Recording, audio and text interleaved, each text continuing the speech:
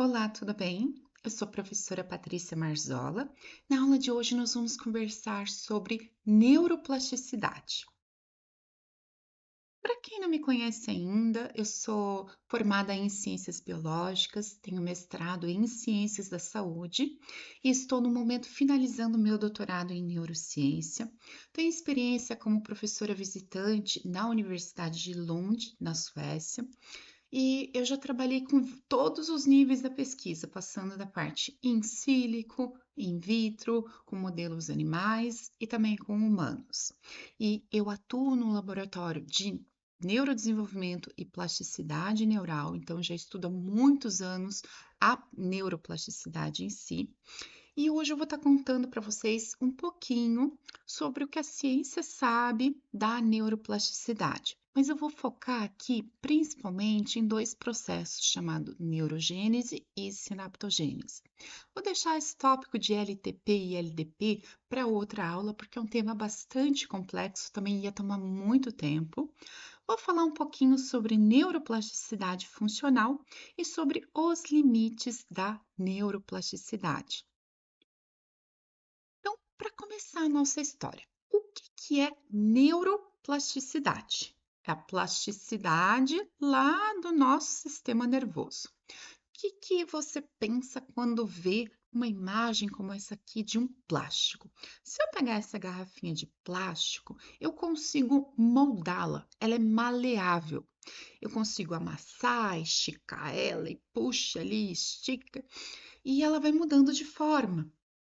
Só que vocês concordam comigo que eu não consigo transformar essa garrafinha em qualquer coisa. Eu consigo modificá-la bastante, mas existe uma certa limitação estrutural aqui. E eu quero que vocês tenham essa mesma ideia quando a gente falar de neuroplasticidade. Ela seria uma capacidade do nosso sistema nervoso em se adaptar, em se ajustar a fatores ambientais, às vezes fatores do nosso próprio corpo, mas que existe um limite para isso. E isso é bem importante, gente, porque eu vou conversar mais com vocês sobre essas limitações, né? Mas elas envolvem principalmente questões genéticas e questões da nossa própria história. Questões, por exemplo, da nossa nutrição lá durante o neurodesenvolvimento, das experiências que a gente viveu. Cada um de nós tem um conjunto de sinapses, de caminhos formados no nosso sistema nervoso, então nós vamos agir de acordo com essa bagagem nossa. Nós temos alguma flexibilidade, sim, mas tem alguns casos, por exemplo, se uma pessoa sofreu uma desnutrição extrema, ou se ela foi exposta a uma droga, a álcool, a tabaco durante a gestação, ela vai ter limitações reais. O sistema nervoso dela não se formou adequadamente, tem algum prejuízo, por exemplo, no número de neurônios, em circuitos que foram formados. Então, as pessoas vão ter respostas diferentes. E ainda existe neuroplasticidade, sim. Mas pensem como se uma pessoa que teve uma boa nutrição, teve um bom cuidado ao nascer, ela tinha uma família dando suporte para ela não sofreu abuso, não sofreu assédio, ela ganhou uma boa educação. Talvez ela consiga atingir o potencial dessa plasticidade dela, chegando perto dos 70, 80, 90%, quem sabe perto dos 100%. Um pouco difícil isso, né? A gente sempre pode melhorar. Mas algumas pessoas vão ficar lá no 30%, e com a neuroplasticidade, talvez ela chegue em 35%. E pode parecer pouco se a gente comparar com outra pessoa, mas nós temos que comparar a pessoa com ela mesma, com a história, com a bagagem dela. Então, mesmo que ela cresça 5%, 10%, 15%, isso é incrível já, e isso se deve a essa neuroplasticidade. E talvez eu fosse uma pessoa, uma influencer muito famosa, se eu tivesse um discurso mais barato, como a gente costuma ouvir por aí. Você pode se transformar no que você quiser, mude seu cérebro em 21 dias, ou só precisa pensar positivamente que o nosso cérebro vai magicamente ali se adaptar, que se eu dissesse que a neuroplasticidade mostra que não tem limites, ou que depende só da sua força de vontade para mudar. Talvez eu recebesse muitos likes falando isso, mas infelizmente não é verdade. Nós temos a neuroplasticidade e ela é incrível, mas ela possui alguns limites. A gente vai conversar mais sobre eles, mas isso é até importante, porque talvez se eu tivesse um discurso falando assim, que só depende da sua vontade, e uma pessoa que teve uma bagagem muito pesada, por exemplo, que ela talvez nem conheça, de desnutrição no período embrionário, ela não vai conseguir melhorar como outras pessoas e ela pode se culpar falando que, poxa, então eu não sirvo para isso, eu não consigo mudar, e ela acabe, inclusive, se desmotivando em tentar se estimular, porque ela está esperando uma melhora gigantesca, como talvez uma pessoa que teve uma vida, digamos assim, mais linear, mais saudável em todo o seu histórico. Então, não, nós temos que respeitar esses limites. Cada pessoa vai conseguir chegar em níveis diferentes e vamos sempre tentar melhorar. A neuroplasticidade vai existir até o último dia da nossa vida, mas ela vai ter limitações considerando toda essa nossa bagagem de histórias.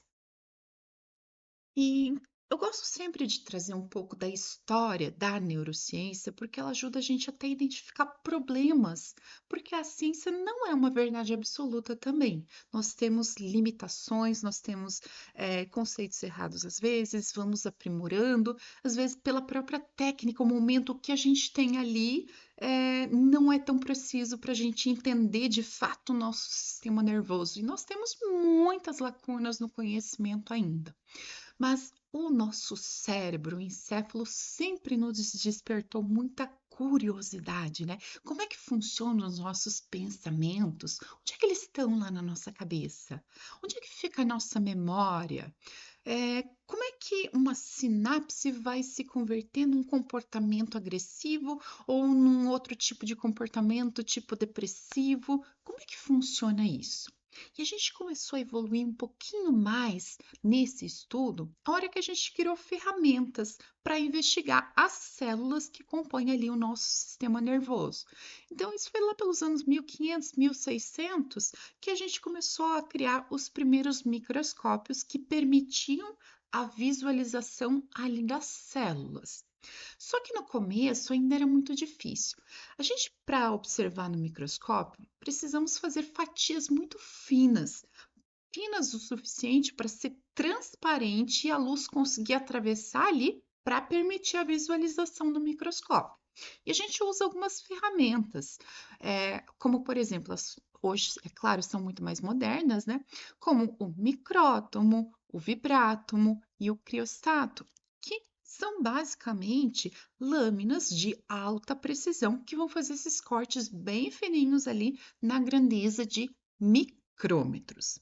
E a gente faz fatias, então, aqui eu trouxe um exemplo para vocês de fatias de encéfalo de camundongo. E a gente começou, como ciência, né, tentar fazer essas fatias e observar lá no microscópio, mas ainda era difícil, porque a gente não conseguia deixar esse tecido intacto. Ele se despedaçava todo, ele era meio gelatinoso a hora que eles tentavam cortar. Então, nós tivemos que criar técnicas para fixação. E a gente faz isso hoje ainda usando paraformaldeído, por exemplo. E é importante falar disso também, porque essa manipulação também acaba mudando um pouquinho ali a estrutura do sistema nervoso. Então, a gente sempre sabe que tem algum detalhe, algum prejuízo que vai se perder nesse meio do caminho, mas a gente tenta usar as melhores técnicas possíveis, né? Mas mesmo com a fixação por paraformaldeído, se eu pegar uma lâmina sem coloração nenhuma e colocar lá no microscópio, eu não vou ver praticamente nada, eu não vou conseguir identificar as estruturas. Então, a gente precisou criar uma técnica também de coloração. E uma pessoa que se destacou muito nessa parte foi esse personagem aqui, chamado Camillo Golgi, que foi um médico italiano que viveu mais ou menos nos anos 1800. Lá no finalzinho dos 1800, ele criou essa coloração que vocês podem visualizar aqui em cima. essa coloração mais escura, né? E ela usa o princípio de uma impregnação por metais pesados. Nós usamos essa técnica até hoje, chama-se justamente coloração de Golgi, e ela marca os processos dos neurônios. Então, são esses risquinhos que vocês estão vendo aqui, que correspondem aos dendritos e axônio. Ele também está marcando aqui o corpo celular do neurônio. E o Camilo Golgi desenvolveu essa técnica e fez muitas observações do sistema nervoso, fez desenhos belíssimos e, com base nessa observação dele, ele chegou a algumas conclusões. Ele acreditava que os neurônios, na verdade, eram uma rede interconectada, não tinha começo, nem meio, nem fim, eles estavam todos ali unidos por todo o nosso cérebro e tinha alguma projeção que era emitida para o resto do corpo, mas era como se fosse uma coisa única. E o Camilo Golgi era de uma família muito importante na época, tinha muita influência política e influência também ali no meio científico. Mas, contemporâneo a ele, nós tínhamos outro pesquisador chamado Santiago Ramón y Cajal, que era um médico espanhol que não tinha tanta influência política assim, e ele utilizou a mesma técnica de coloração do Golgi e fez observações. Só que ele foi um pouco mais preciso nas observações dele. Ele disse que não, aquele sistema não era totalmente unido, que nós tínhamos células separadas, que a gente chama hoje de neurônios, né? Mas que cada um era uma célula específica que ia se comunicar com outra célula, mas que não se tocavam. Então, existia um espaço entre elas. E nem o Santiago Ramón y Cajal, nem o Camilo Golgi conseguiram ver isso, porque o microscópio da época não permitia. Isso aqui não é em grandeza de micrômetros, é de nanômetros. É muito menor. Eu preciso de um equipamento muito mais preciso para conseguir ver esse espaço. E a gente só conseguiu fazer isso lá nos anos 1950 com a criação do microscópio eletrônico. Mas o Santiago Ramón y Cajal foi muito perspicaz aqui nessa época em reparar que existia essa separação, que nós tínhamos de fato aqui células individuais. Só que o Carral não tinha tanta influência política e científica na época. Então, foram vários anos de muita discussão, de muita briga entre pesquisadores, até que a maioria dos pesquisadores começou a falar: não, o Santiago Ramón y Cajal que tem razão, nós temos células separadas ali de fato. E, em função desse atrito, nós começamos a criar até uma doutrina rígida demais em relação aos neurônios, tentando combater aqueles erros que o Camilo Golgi trouxe. Então, eles começaram a observar, por exemplo, que o tecido, os neurônios ali no nosso sistema nervoso, eles eram mais, digamos assim, rígidos do que outras células do corpo. Eles não se regeneravam após uma lesão, se eles tinham alguma região ali que era danificada, esses neurônios morriam, eles não viam novos neurônios nascendo ao longo da vida. Então, isso foi criando ali uma teoria bem rígida em relação ao funcionamento dos neurônios. E mais ou menos nos anos 1950, nós tivemos esse outro pesquisador aqui canadense, chamado Donald Hebb, que revolucionou a época dele também em relação ao conhecimento da neurociência.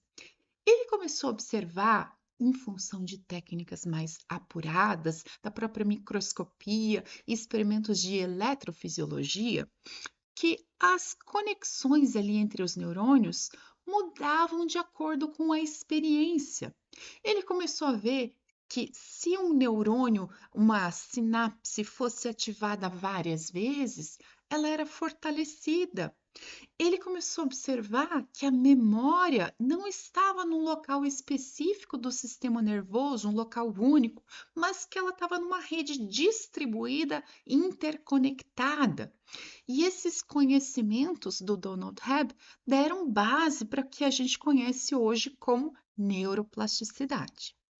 Então, nós temos vários níveis de neuroplasticidade, como, por exemplo, no nível celular, principalmente relacionado com a neurogênese, que é o nascimento dos neurônios, uma neuroplasticidade a nível estrutural, a nível das sinapses. Se eu vou ter ali a criação de novas sinapses ou o amadurecimento delas. Nós temos um outro tipo de neuroplasticidade que envolve esse conceito de LTP e LDP, que são relacionados com a consolidação de uma memória ou o esquecimento dela. E nós temos a neuroplasticidade funcional, que está relacionada com uma reorganização da função dos neurônios. Hoje, em função do tempo, eu vou focar aqui na neurogênese e na sinaptogênese. Então, quando é que os nossos primeiros neurônios são formados? Nós nascemos, nós adultos temos uma média de 86 bilhões de neurônios. Quase 100% deles é formado durante a gravidez, lá no período embrionário.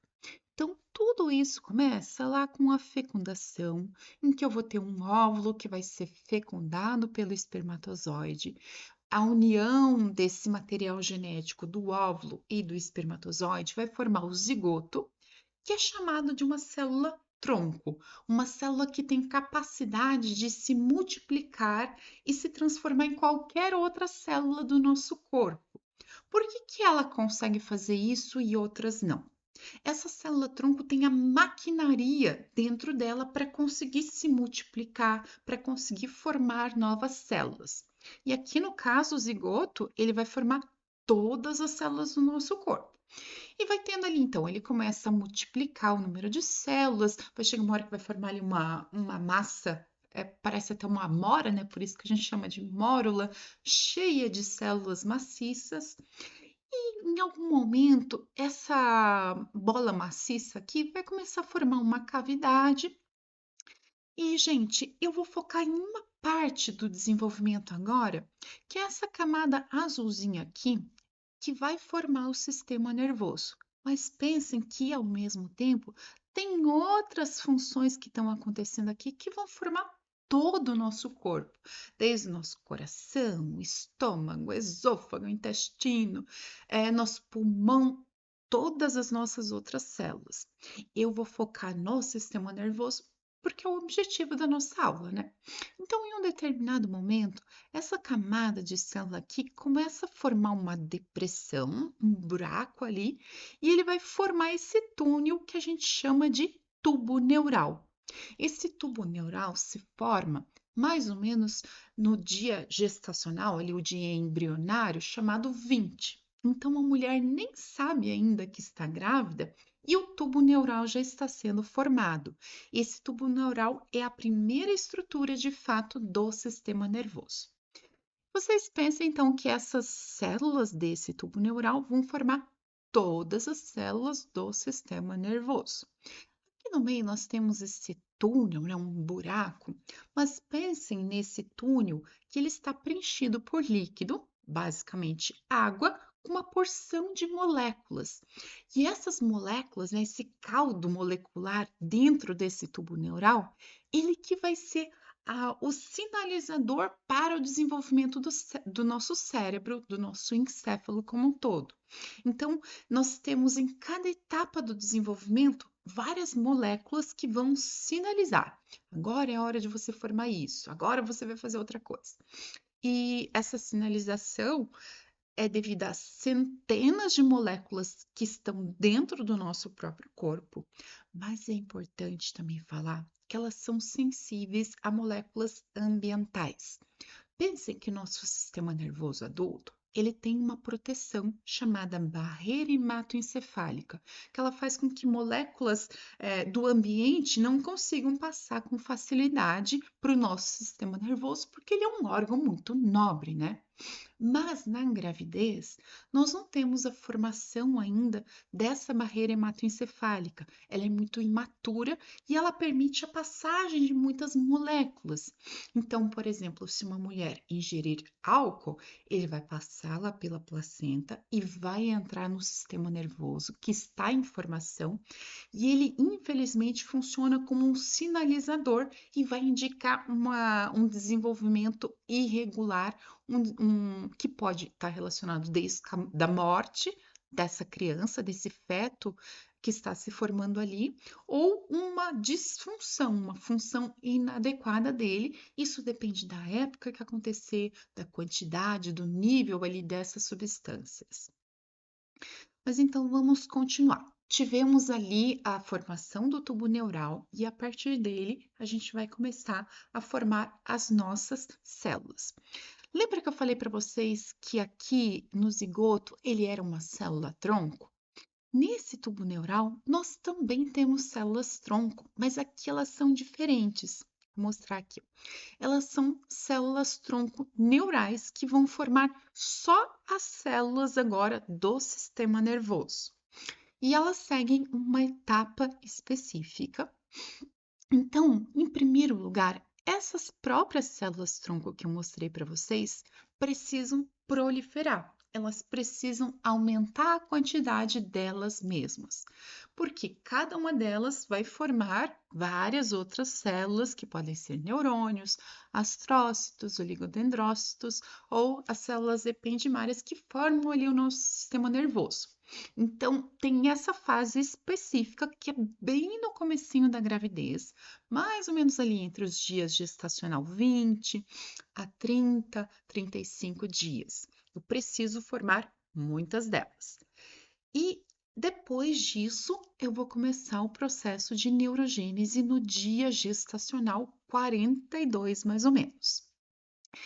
E é importante a gente sempre pensar no neurodesenvolvimento como ele extremamente regulado por aquelas moléculas sinalizadoras, e aqui o tempo é tudo. Se algum desses processos acontece na hora errada, o nosso sistema pode desandar totalmente. Vou dar um exemplo para vocês. Vocês lembram do Zika vírus? Vocês lembram daqueles casos da gestante, a mulher grávida, sendo infectada pelo Zika vírus e a criança nascendo com essa alteração muito grave no sistema nervoso, que a gente chama de microcefalia? O Zika vírus é um vírus que gosta muito dessa região aqui, ó. Deixa eu mostrar para vocês, nesse buraco aqui do tubo neural. E quando ele está ali, ele começa a emitir moléculas sinalizadoras que fazem com que as células tronco comecem a virar neurônios antes da hora. Daí vocês podem pensar assim: poxa, que legal! O Zika vírus vai induzir a formação de neurônios, isso é bom. Mas não. Se isso acontecer na hora errada, eu vou ter um número errado de neurônios lá na frente, porque eu não tenho o número mínimo de células tronco. Então, se eu tenho pouco neurônio, eu vou ter a cabeça menor. Eu vou ter o que a gente chama de micro, né? Micro vem de pequeno e cefalia cabeça. Eu vou ter a cabeça dessa pessoa menor porque ela não formou um número de neurônios suficiente, porque o processo ali foi alterado. Ele induziu a neurogênese antes da hora, certo? Mas vamos voltar então para o caso normal, um caso esperado. Eu tenho essa fase de proliferação. Quando chega mais ou menos no dia embrionário 42, eu vou começar a formar muitos neurônios. Tem muita sinalização indicando agora. Forme neurônios, forme neurônios, forme neurônios. E isso vai lá do dia 42 até o final do primeiro trimestre gestacional. Nessa fase, nós temos a formação de praticamente todos os nossos neurônios. Só que eles são não funcionais, eles são imaturos ainda. Eles precisam passar por um processo até se tornarem neurônios maduros. E esse processo envolve a migração. Por que migração? Pensem aqui na nossa imagem, deixa eu voltar aqui, que os neurônios, eles são formados inicialmente bem em cima dessa primeira camada de células aqui, dessas células tronco. Então, eles estão sendo formados ali, mas aquilo começou a multiplicar e foi virando milhares e milhares, até bilhões de neurônios. Não tem como ficar tudo aqui. Nós precisamos começar a ter uma migração para formar todas as estruturas do nosso cérebro adulto, né? Então, nós temos essa fase em que os neurônios já estão formados e eles vão literalmente migrar. Tem uma imagem aqui para mostrar para vocês, bem bonitinha. Aqui, ó. Nós temos as células tronco, vão começar a formar neurônios, e os neurônios ainda não têm a mesma carinha do neurônio que a gente conhece, eles são bem simples e precisam ser simples, porque se eles fossem lá cheio todas das ramificações deles, eles não iriam conseguir migrar, ia ter muito mais dificuldade. E essa migração é muito legal, gente. Nós temos uma outra célula aqui, uma célula glial chamada glia radial, e o neurônio, ele escala essa célula para ir se direcionando para cada região ali que ele vai formar. E em cada camada, e pensa que essa camada aqui está muito simples, né, em função da própria do desenho, mas cada camada que o neurônio vai atingindo ali tem sinalizadores moleculares diferentes. Então, enquanto acontece essa migração, a gente também tem o processo de diferenciação. O que é essa diferenciação? A gente tem vários tipos de neurônios.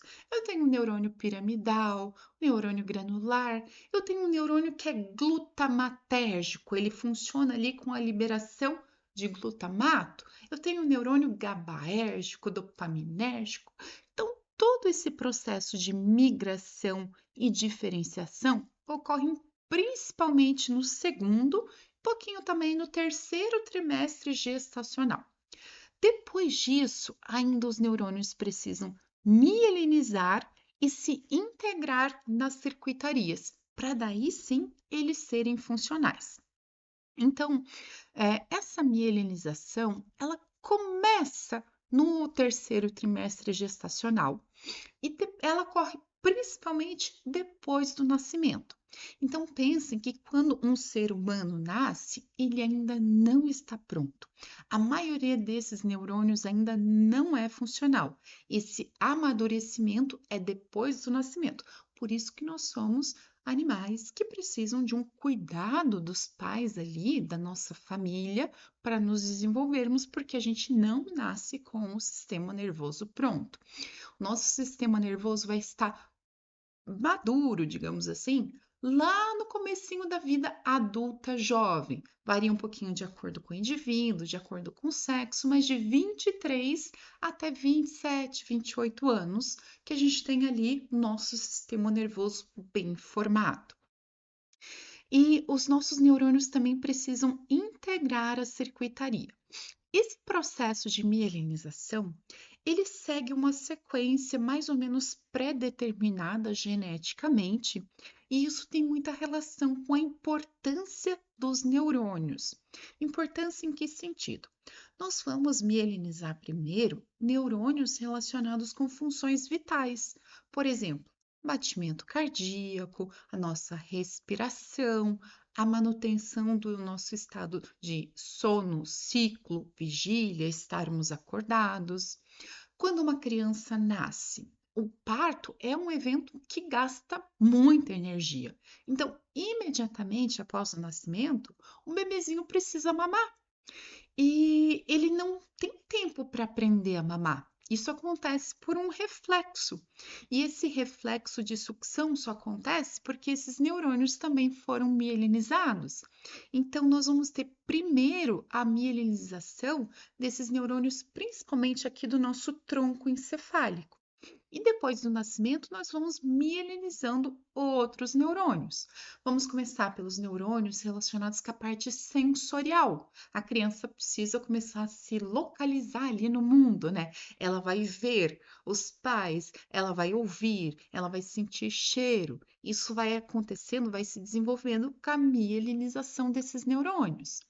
Daí chega mais ou menos lá com 6 meses de vida, a gente vai ter a mielinização dos neurônios mais relacionados, por exemplo, com a postura dela. A criança vai conseguir sentar-se, ela sem apoio, né? Ela vai começar a engatinhar um pouquinho depois. Por que que ela só anda normalmente com 1 ano? Porque esses neurônios ali vão sendo mielinizados nessa faixa etária. Depois eu vou conversar um pouquinho mais com vocês sobre essa fase de mielinização e formação de sinapses. Só quero que vocês entendam, então, que esse é um processo bem longo e nós vamos mielinizar, por exemplo, regiões mais nobres relacionadas com o nosso pensamento, planejamento, um raciocínio mais crítico, lá na adolescência, principalmente, e começo da vida adulta. Tem etapas diferentes para cada uma dessas funções ali mielinizadas. Ok, vamos continuando. E aqui tem outra questão bem interessante, gente. Nós formamos mais ou menos 100 bilhões de neurônios lá no período embrionário, mas nós adultos temos 86 bilhões de neurônios. Isso acontece porque nós temos a chamada poda neural, que é diferente de poda sináptica. Essa poda neural acontece durante a gravidez ainda e a gente não tem como controlar. Ela é natural, ela é esperada. Até trouxe aqui para vocês um print para mostrar, né? Tem algumas regiões, como por exemplo o córtex, que a gente tem perda de até 50% dos nossos neurônios. E daí os alunos sempre costumam me perguntar: ah, mas por que que o nosso corpo gasta tanta energia produzindo neurônios e depois ele vai e mata esses neurônios? E isso tem, a gente não tem uma certeza absoluta em relação a isso, mas pensem no seguinte: lembra daquele tubo neural que eu falei para vocês, que tinha aquele líquido com uma porção de moléculas sinalizadoras? Ali durante a gravidez é o único momento que a gente tem essa maquinaria e também essas moléculas sinalizando a formação de neurônios. Na vida adulta, a gente vai conversar depois, mas esse é o período que o nosso corpo tem tudo pronto, a maquinaria, os sinalizadores para formar neurônios. E o nosso corpo sabe que se ele não tiver um número mínimo de neurônios ali, não vai ter sobrevivência. Então ele fala assim: poxa, eu preciso de neurônios, senão não vai ter vida. Então vamos produzir o máximo possível. Talvez alguns se percam no meio do caminho, mas eu preciso ter um número mínimo para garantir a sobrevivência. Ok, produzir esses tantos de neurônios. Por que que nós temos a morte deles? Quando a gente fala do neurônio, vocês pensem que eles estão também mergulhados ali naquele caldo molecular. Nós temos uma porção de moléculas que sinalizam, por exemplo, a sobrevivência do neurônio. Tem algumas moléculas, por exemplo, BDNF, NGF. BDNF é um fator neurotrófico derivado do cérebro, ou Nerve Growth Factor, NGF, e uma porção de outras moléculas que elas ficam ali sinalizando cascatas de reações químicas no nosso cérebro para a sobrevivência do neurônio. Mas lá também nesse caldão ali, nós vamos ter moléculas que sinalizam apoptose, que é um processo chamado de morte celular programada. Ela sinaliza morte de neurônios.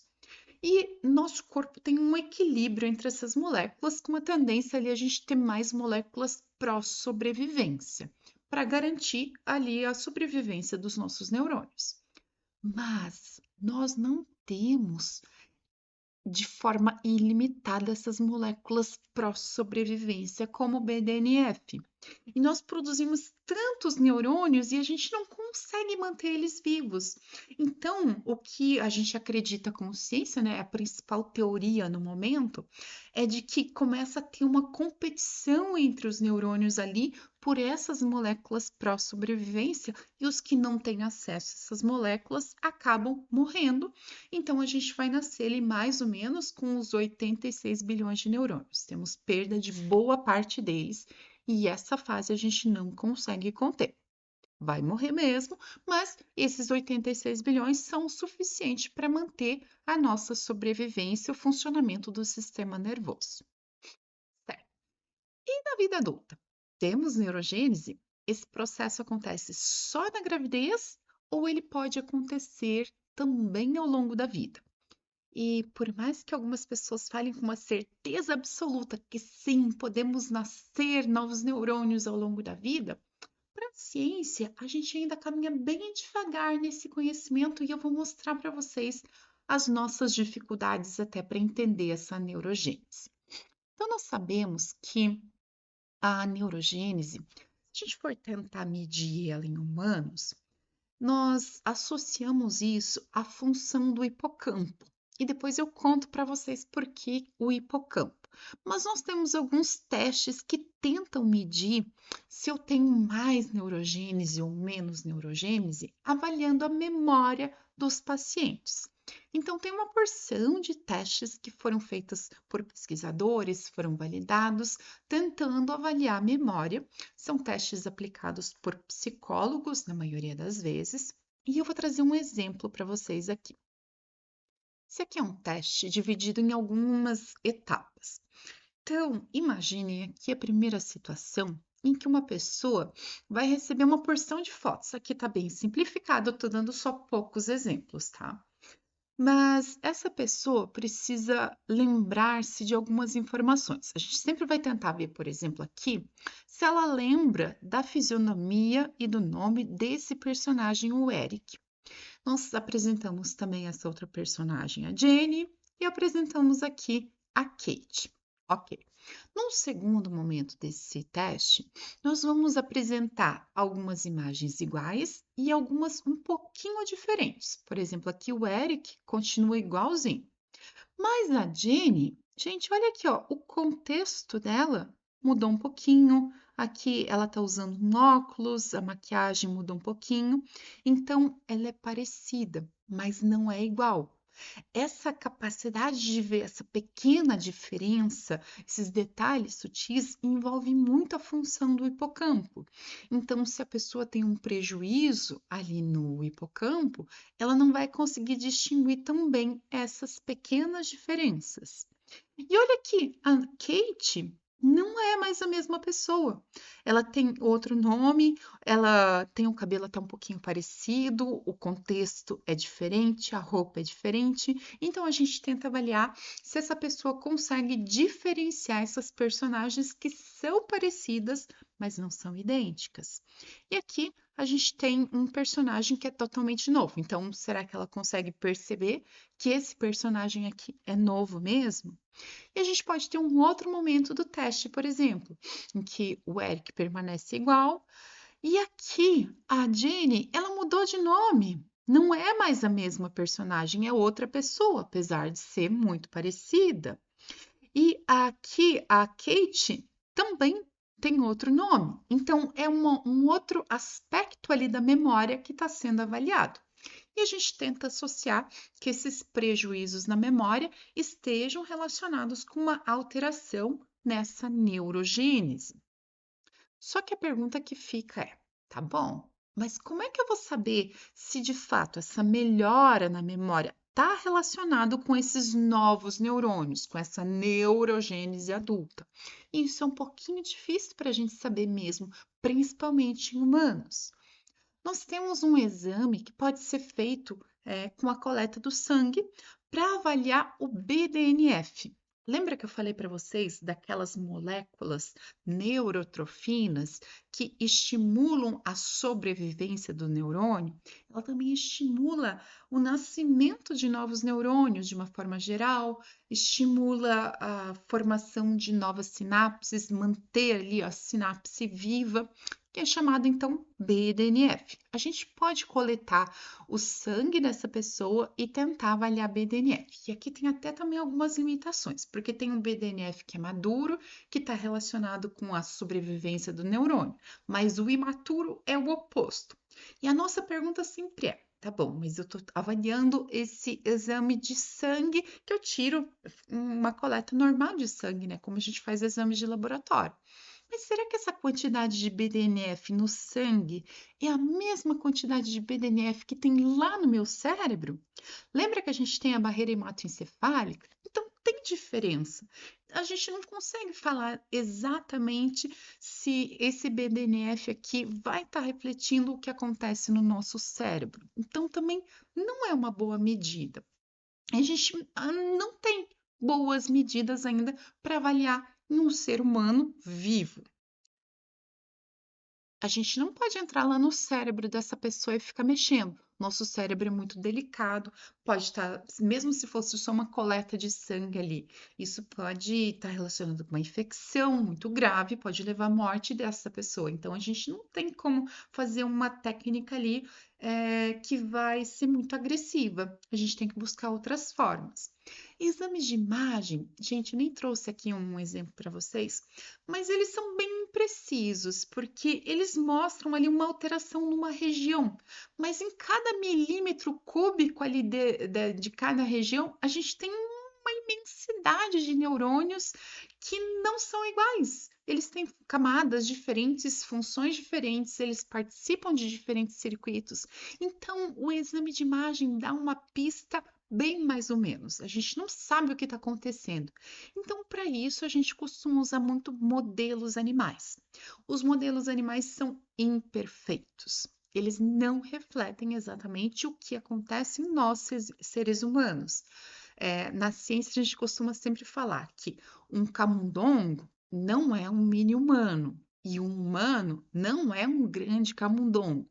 Tem muita diferença na própria estrutura do cérebro, por exemplo. Um roedor, ele não tem um córtex pré-frontal bem desenvolvido como nós humanos. Os histologistas ali que trabalham com grande precisão até nem aceitam que a gente fale de córtex pré-frontal em um roedor.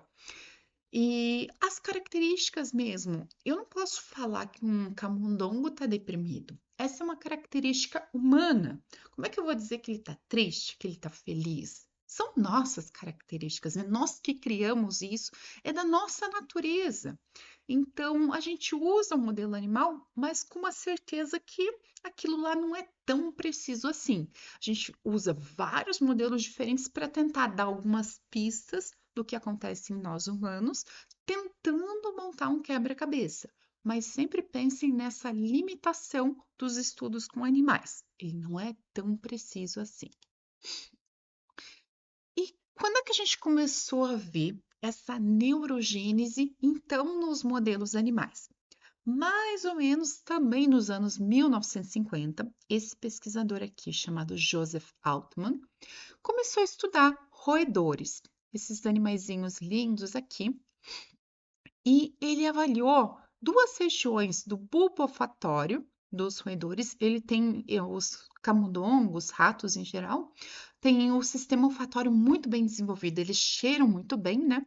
E ele estudou também o hipocampo, que é uma região relacionada com a memória, principalmente, e ele observou, usando uma técnica com esse BRD1, que eu já conto mais para vocês dele, que tinham novos neurônios nascidos nesses animais, especificamente nessas duas regiões, bulbo olfatório e hipocampo.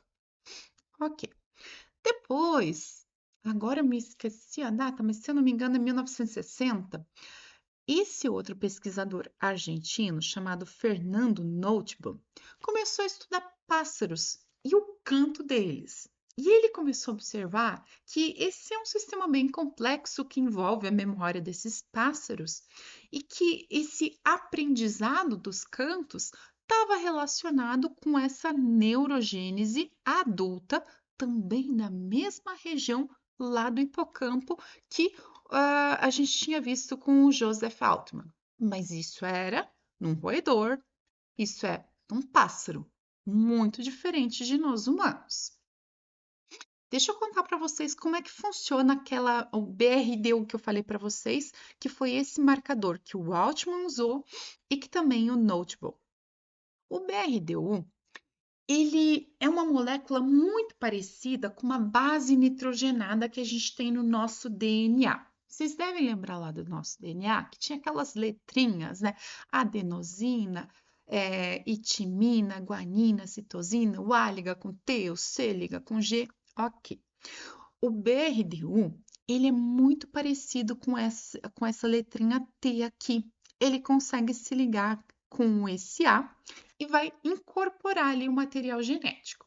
Então, vocês devem lembrar também das aulas lá de ciências e biologia, que quando eu vou fazer uma nova célula, eu preciso, se eu vou ter a multiplicação ali, né? Eu tenho uma célula que vai formar duas outras, eu preciso primeiro multiplicar o meu material genético. Então, o material genético aqui vai ser copiado para daí depois a célula se dividir e cada uma ter uma cópia do material genético, certo? Se eu pegar e der o BRDU para esse animal ali, nosso camundongo ou passarinho, o BRDU vai ligar aqui no lugar do T, e na hora que a gente tem a multiplicação aqui dessa célula, ela vai fazer a cópia do DNA, o BRDU se incorpora e vai fazer parte desse material genético. Só que tem um detalhe: o BRDU é fluorescente. Então, se a gente observar isso no microscópio, você vai ver uma célula toda fluorescente e a gente vai saber, poxa, essa é uma célula que se multiplicou a partir da data que eu comecei a dar BRDU. Então, se eu dei o BRD1 na vida adulta, essa célula que nasceu aqui é uma célula que nasceu na vida adulta. E a gente pode tentar avaliar isso lá nos neurônios, para ver se eu dei o BRDU, se eu vou ter um neurônio marcado aqui com essa corzinha fluorescente no microscópio, certo? Continuando na nossa história. No ano de 1998, nós tivemos outro pesquisador aqui chamado Erickson, que foi orientado pelo Fred Gage, e o Erickson recebeu um material, recebeu cérebros de pessoas que tinham falecido. Essas pessoas doaram o seu encéfalo para a pesquisa, a família delas doou, e elas eram um grupo de pessoas que estava acompanhando por um tratamento de um câncer, um tumor no pulmão. O tumor não tinha feito metástase, ele estava limitado ao próprio pulmão mesmo. E nessa época, os médicos usavam o BRDU, eles davam o BRDU para ver se o tratamento da quimioterapia tinha funcionado. Então, o que acontece num câncer, um tumor? Começa a ter muita multiplicação celular, a célula não para de se reproduzir. E a quimioterapia, ela tenta controlar isso, ela vai fazer com que esse ciclo celular fique regulado e que não cresça exacerbadamente. E eles davam o BRDU para ver se a quimio estava funcionando. Se a quimio estivesse funcionando, não ia ter tanta célula marcada com BRDU lá na região do câncer. Se o tratamento não funcionou, ia continuar tendo o crescimento dessas células cancerígenas ali, ia ter muita marcação com essa corzinha fluorescente vista no microscópio. Então, eles davam BRDU, que é esse nome bem feio aqui, né? Bromodesoxirudina, para ver se a químio funcionava ou não. Nesse estudo ali do Erickson, ele avaliou o cérebro de 5 pacientes. Cada pesquisador pegou uma parte do corpo ali para estudar e o Erickson ganhou os cérebros e falou: ok, nós temos alguns países, principalmente lá na Inglaterra, eles têm um banco de cérebros imenso. Isso é bem importante receber essas doações para a gente avançar um pouco na pesquisa com os seres humanos. Mas tem limitações também, gente. Quando uma pessoa morre, para a gente conseguir fazer uma análise ali bem adequada, nós precisamos desse cérebro fixado com aqueles paraformaldeído muito rapidamente, porque senão essas células vão se degenerando e vão quebrando moléculas, a gente perde um pouco dessas informações. Mas ali no caso ele conseguiu isso, e os pacientes tinham recebido o BRD um tempo atrás, e ele foi olhar o cérebro deles, verificar a estrutura do cérebro. Ele estava sem um objetivo preciso, mas enquanto ele começou a olhar lá, de repente ele achou. Deixa eu ver se eu tenho aqui. Aqui, ó. Ele achou algumas células com essa marcação fluorescente. Ele falou: poxa, marcação fluorescente com BRDU no cérebro? A gente nunca viu isso? Foi a primeira vez? E ele parou e começou a ver, bem, em que região que está acontecendo isso? E era justamente na região do hipocampo. mesmo que já tinha sido descrito nos roedores, lá pelo Altman, e também no estudo com os pássaros. Que o Erickson chegou à conclusão? Poxa, então é a primeira vez que a gente consegue descrever que existe neurogênese em um cérebro adulto na região do hipocampo. Foi a nossa primeira visualização desse tipo de novo neurônio. Isso foi em 1998. Mas, gente, quando a gente está falando de pesquisa, 5 pacientes, sabe o que significa?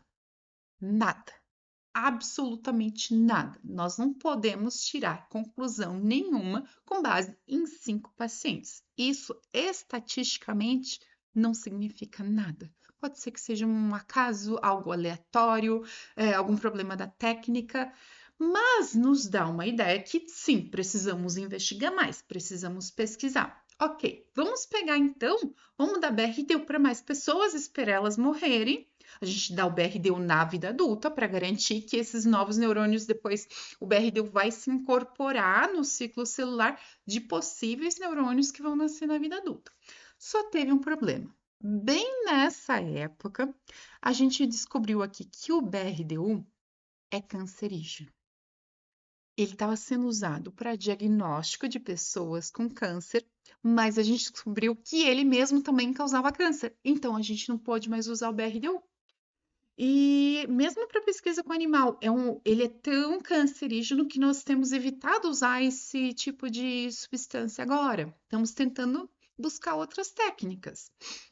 Então, nós começamos a olhar um pouquinho como é que é a característica desses neurônios. E nós vimos que em cada etapa que eu falei, lembra que a gente tinha o neurônio imaturo, depois ele vai se tornando um neurônio maduro, funcional, integrando a circuitaria ali. Nós vimos que em cada fase desse processo tinham proteínas diferentes. Quando a gente tem uma proteína ali na parte de neuroquímica, é bem legal, porque nós podemos criar um anticorpo anti essa proteína, e daí o anticorpo se liga nessa proteína e faz uma marcação lá na célula. Pode ser uma marcação fluorescente, que nem o BRDU, às vezes faz uma marcação pretinha. Lembra que eu falei para vocês lá da técnica do Camilo Golgi? Então, faz algum tipo de marcação específica que a gente consegue enxergar no microscópio.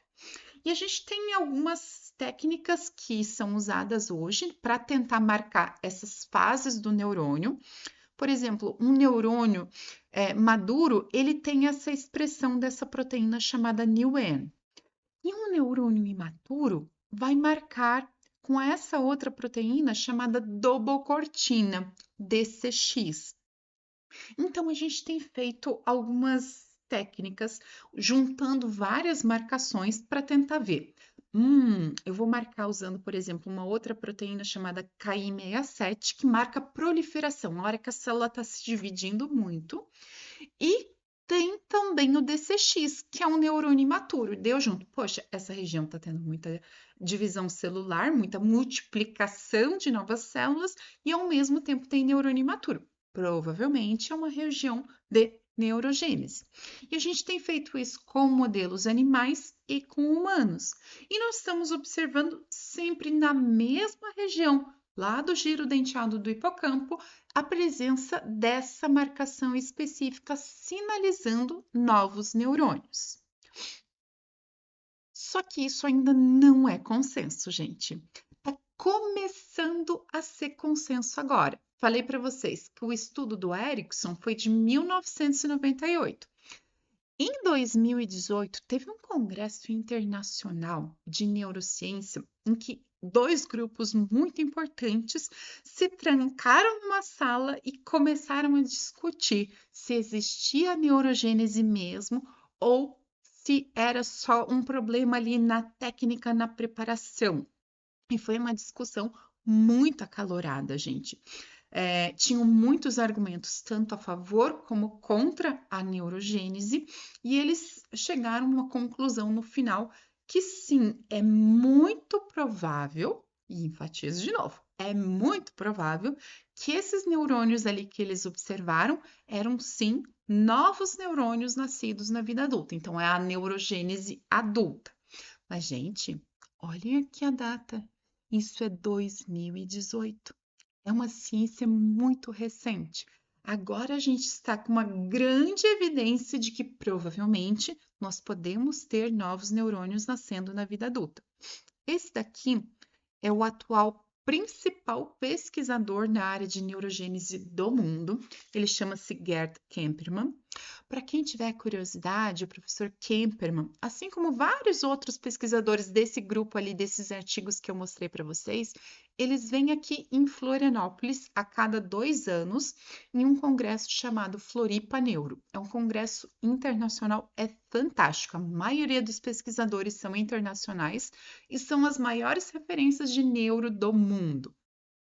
E neste ano mesmo, agora em 2026, o professor Kemperman publicou com a equipe dele esse artigo em que eles falaram: agora nós estamos no momento da ciência em que a gente já tem uma relativa certeza de que existe neurogênese adulta, especificamente em uma região chamada giro denteado do hipocampo. E a nossa pergunta agora vai começar a mudar. Agora a gente quer saber o que que esses novos neurônios fazem, porque a gente não sabe exatamente. Temos pequenas pistas, mas não sabemos. Deixa eu mostrar para vocês onde é que fica essa neurogênese adulta. Ela não acontece em qualquer lugar. Existe alguma suspeita de neurogênese na amígdala, neurogênese no córtex pré-frontal, mas a gente não tem boa certeza. A maior certeza que nós temos no momento é justamente no giro denteado do hipocampo. Então, aqui em verde, nós fizemos aqui uma fatia desse encéfalo para mostrar para vocês. E aqui em verde nós temos a região do hipocampo. Aqui eu estou observando nessa segunda imagem o cérebro de baixo e eu tenho aqui em verdinho de novo também o hipocampo.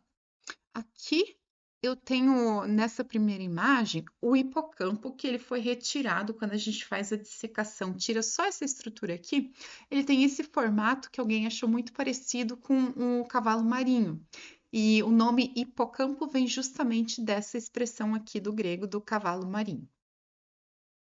E aqui eu estou mostrando para vocês uma lâmina visualizada em microscópio desse corte da região do hipocampo. Então, aqui em roxinho, isso aqui é o hipocampo, tem a região CA3, CA1 aqui. Isso aqui, esse outro risquinho que parece uma vírgulazinha, isso é o giro denteado do hipocampo. Oficialmente, ele não faz parte do hipocampo, mas a gente chama tudo isso aqui de formação hipocampal. Então, de uma forma genérica, podemos falar que é hipocampo, sim. Só nessa vírgulazinha aqui, gente, que a gente conseguiu mostrar a neurogênese adulta. Nem é em todo o hipocampo, tá? E esses neurônios aqui, eles são diferentes dos neurônios lá do começo da nossa gestação do período embrionário. E eles não migram, eles ficam só aqui no hipocampo. Eles não vão para outras regiões. Então, se, por acaso eu tive uma lesão lá no meu tronco encefálico, esse neurônio aqui não consegue ir para lá. E pensem, ia ser muito difícil se eles realmente conseguissem fazer essa migração na vida adulta, porque tudo isso aqui são outros neurônios, são células. Se eles tivessem que migrar e ir atravessando todo o nosso cérebro, eles iam cortar sinapses que já existem, iam prejudicar outras funções. Então, neurônios novos, nascidos na vida adulta, ficam apenas no giro denteado do hipocampo. E nós temos, em média, 900 novos neurônios nascidos por dia. Gente, 900 novos neurônios, comparado com 86 bilhões de neurônios, é nada, é insignificante. E desses 900 novos neurônios, a maioria deles vai morrer, porque não vai conseguir passar por um processo. Deixa eu voltar aqui bem rapidinho para mostrar para vocês. Aqui. Esse processo todo aqui de formação de novo neurônio, no neurônio adulto a gente não tem a etapa da migração, ele vai só se diferenciando ali, mas esse processo dura 28 dias, desde a proliferação, formação do novo neurônio, ele vai amadurecendo, dura 28 a 30 dias, certo? Guardem esse númerozinho. Vamos voltar para o nosso slide. Aqui, ó. Esse aqui é o processo de amadurecimento do neurônio. Essa imagem que eu queria. São 28 dias desde que o neurônio nasce e ele vai começar a expressar essas proteínas aqui como adulto, certo? Ok. Então, nós já sabemos, 900 novos neurônios por dia, a maioria não vai sobreviver, eles não vão migrar e eles estão relacionados com memória e comportamento. Se a gente parar para pensar um pouquinho, se nasce um novo neurônio, faz muito sentido melhorar a minha memória, né? Mas como é que esses neurônios se relacionam com alterações no nosso comportamento? A gente não sabe. Como ciência, nós não temos essas respostas bem claras. Qual que é a função deles? Se são tão pouquinhos neurônios, faz tanta diferença assim? A gente precisa de neurogênese adulta? E o detalhe é que, apesar de ser tão pouquinho neurônio, faz muita diferença sim. Nós observamos que quando há um prejuízo nessa neurogênese adulta, eu posso ter uma porção de transtornos ou doenças. Por exemplo, na depressão, eu observo prejuízo na neurogênese adulta. Transtorno bipolar pode ter prejuízo na neurogênese adulta. Transtorno do estresse traumático pode ter prejuízo na neurogênese adulta. Esquizofrenia, transtornos de ansiedade generalizada, dependência química, doenças relacionadas com perda de memória, Alzheimer e outras. Parkinson, Huntington, esclerose múltipla e muitos outros transtornos neuropsiquiátricos. A gente vê que tem uma falha, algum problema nesse processo. São tão pouquinhos neurônios, mas eles vão estar relacionados tanto com a memória como com um comportamento emocional ali, uma regulação emocional. A gente acha que talvez seja um efeito bem modulatório. Vou dar um exemplo para vocês na questão da depressão. Imaginem assim, a pessoa que está com uma depressão, às vezes ela está passando por algum problema e pode ser até um problema grave, mas ela não consegue ver solução naquilo e ela só vê o lado negativo e não tem como mudar e o meu problema é muito grande, é muito grande, é muito grande. E a hora que ela recebe um medicamento antidepressivo, ela começa a mudar. Ela às vezes está naquele mesmo problema, mas ela consegue ver soluções, ver que tem possibilidades, que talvez aquilo não é o fim do mundo. E é bem interessante que quem é da farmácia está muito acostumado a falar sobre efeitos de antidepressivo atuando só nos sistemas de neurotransmissores. Então, vai ser um antidepressivo que vai atuar na recaptação da serotonina ou qualquer outra amina ali, e isso vai fazer com que o paciente melhore o seu humor, ok?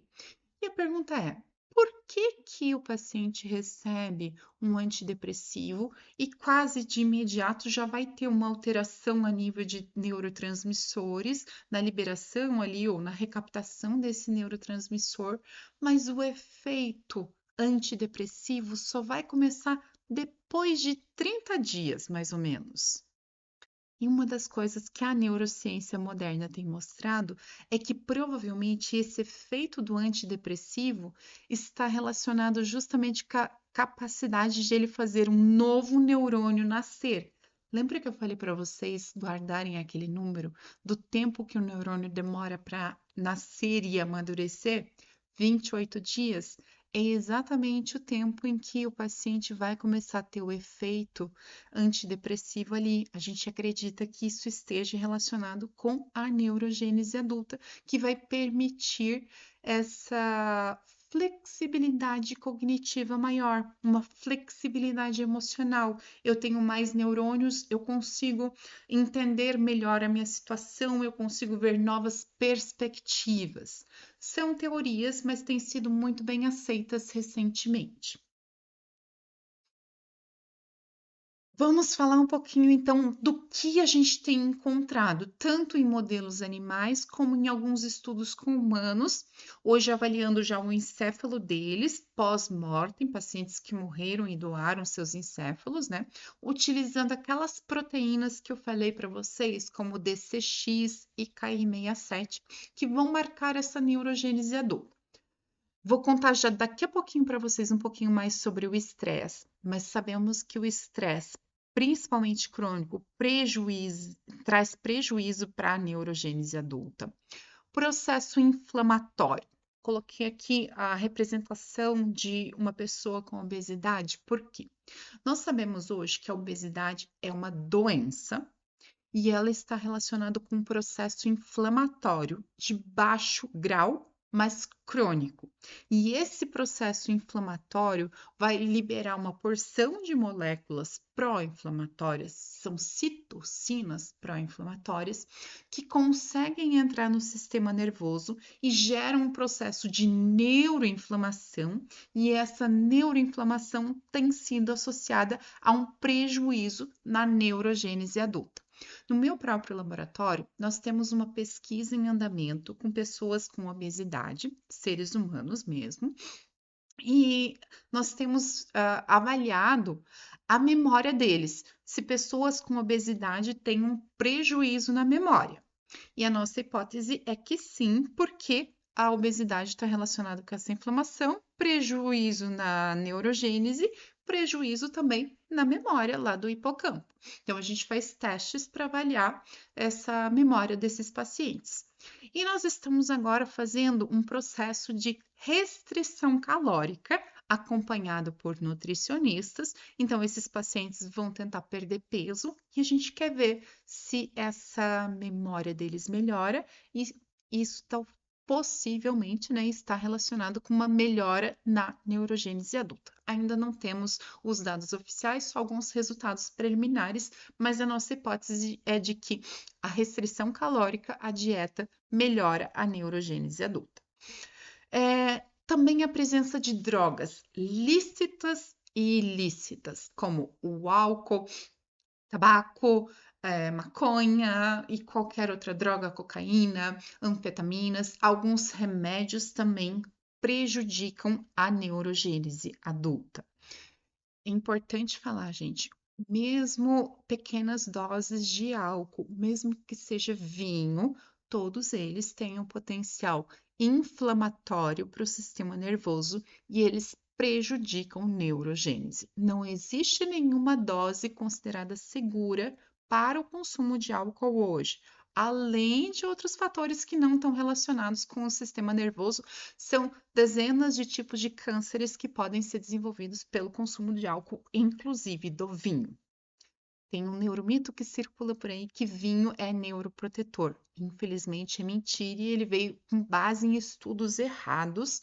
Nós sabemos hoje que mesmo o vinho tem um potencial tóxico para o sistema nervoso e para o corpo também. Eu vou contar para vocês um pouquinho da minha própria pesquisa que envolve estresse, um estresse psicológico no filhotinho, lá durante o neurodesenvolvimento, isso afeta não a neurogênese embrionária deles. Eu pego e faço esse estresse depois que os neurônios deles já nasceram, mais ou menos correspondendo ali o período do nosso terceiro trimestre gestacional até o começo da infância, uns 7, 8 anos. E eu avalio se esse estresse ali no comecinho da vida vai afetar a neurogênese adulta, dentre outras coisas também. Então, como é que eu faço esse estresse? Eu tento simular um ambiente como ocorre em humanos, em que há um abandono dos pais, a morte ou o abandono deles. Então, eu pego esses camundongos, fico acompanhando ali a camundonga prenha, que ela tá grávida, durante todos os dias. A hora que nasceu o filhotinho, eu vou pegar durante 3 horas, todos os dias, e tiro o filhotinho de perto da mãe, deixo numa outra caixinha, coloco eles em ambientes totalmente separados para não ouvir a vocalização, o chorinho, né? E faço isso do dia que eles nascem até o dia do desmame. Terminou o desmame, eu mantenho os animais com a mãezinha, desculpa, com a mãezinha não, eles são desmamados, eles vão ficar ali com os irmãos, mas em situações iguais a um grupo controle que não teve nenhuma intervenção. Não faço nenhum outro tipo de estresse. O único estresse que eu submeti eles foi esse estresse psicológico correspondente ao terceiro trimestre gestacional e ao começo da infância em humanos. No meu laboratório também usamos outro tipo de estresse que simula a pobreza. Os camundongos, eles adoram fazer um ninho. Isso deixa as mãezinhas bem calmas e eles fazem isso com papel, com palha, pedaço de madeira. Então a gente tem ali nos nossos biotérios o que a gente chama de maravalha, um tipo de palha que fica debaixo dos bichinhos. A gente deixa um grupo com essa palha e um outro grupo nós tiramos. Esse tirar é extremamente estressor para eles. É igual à pobreza nossa em humanos, ou semelhante, né? E a gente faz isso também só durante esse período ali do neurodesenvolvimento e a gente vê o efeito desse estresse crônico lá na vida adulta. A gente vai avaliar o quanto isso influenciou a neurogênese. E nós temos observado um prejuízo na neurogênese e também na sinaptogênese em função desse estresse precoce. Além de outras alterações, tá, gente? A gente avalia comportamento, a gente avalia efeitos no eixo intestino-cérebro, avaliamos neuroinflamação e tudo muito prejudicado. Tem um outro teste que eu faço com esses animais que foram separados da mãezinha ali só no comecinho da vida e depois eu avalio eles na adolescência, também na vida adulta e na velhice. E eu vejo se eles, como é que é o comportamento deles. E a gente faz um teste para ver preferência por álcool. Vamos ver se eles consomem mais álcool. Se animal estressado bebe mais. E a gente dá sempre para eles uma garrafinha, uma mamadeirinha com água. E nesse experimento eu dou outra mamadeira com álcool. E eu avalio se os animais estressados bebem mais álcool do que os animais que nasceram e ficaram com a mãe o tempo todo. E esses animais estressados, tanto machos como fêmeas, bebem muito mais do que um animal que nasceu com e ficou lá com a mãe durante todo o período da amamentação.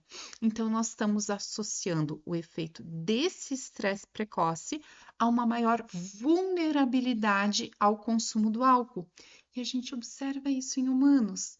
A gente não consegue observar lá na cabeça exatamente a neurogênese em si, mas nós vemos que pessoas que sofreram grandes estresses no começo da vida são mais vulneráveis a consumo de álcool, a comportamentos mais impulsivos, a comportamentos de risco, ou, por exemplo, o consumo de drogas, como sexo inseguro, um dirigir imprudente, e nós acreditamos que isso tem a relação com esse estresse e os efeitos na neuroplasticidade, tanto na neurogênese como na sinaptogênese.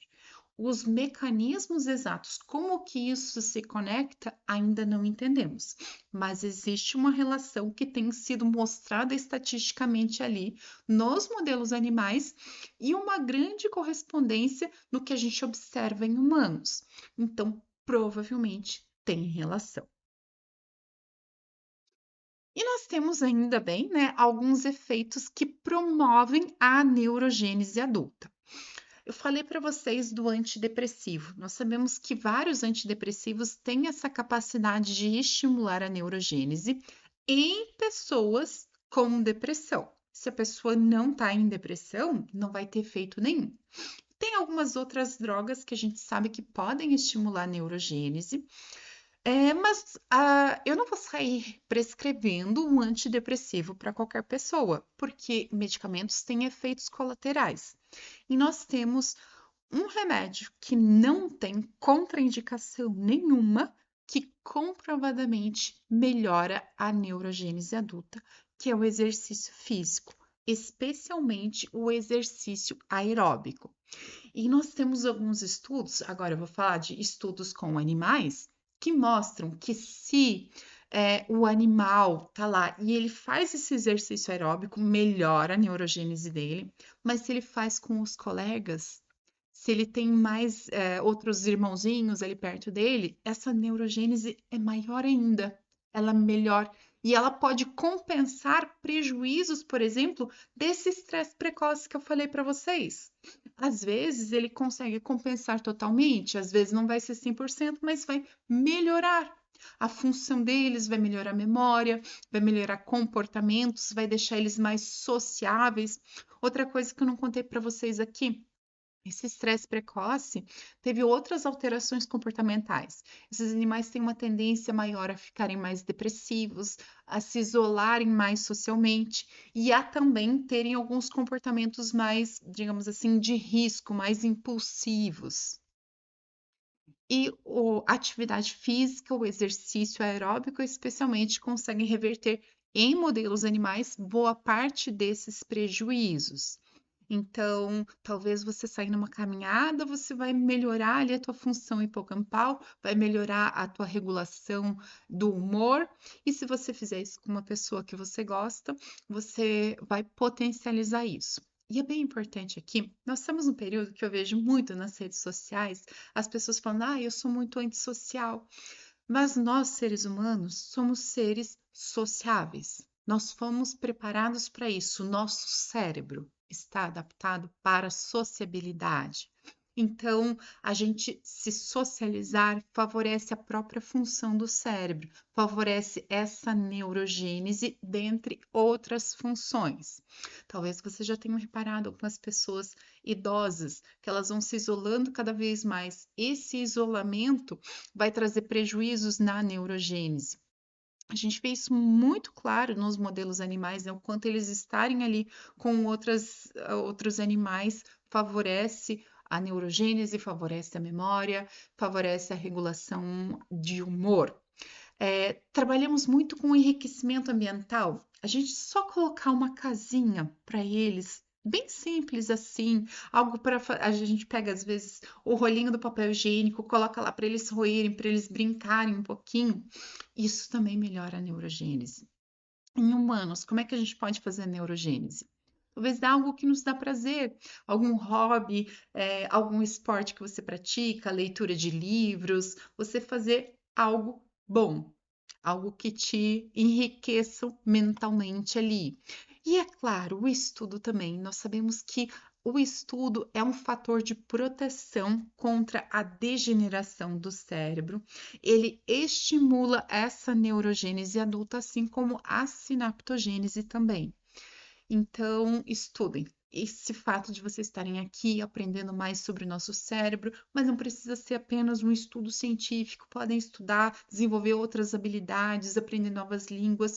Tudo isso é fator de proteção contra o envelhecimento, contra a degeneração do nosso cérebro. Alguns exemplos simples também.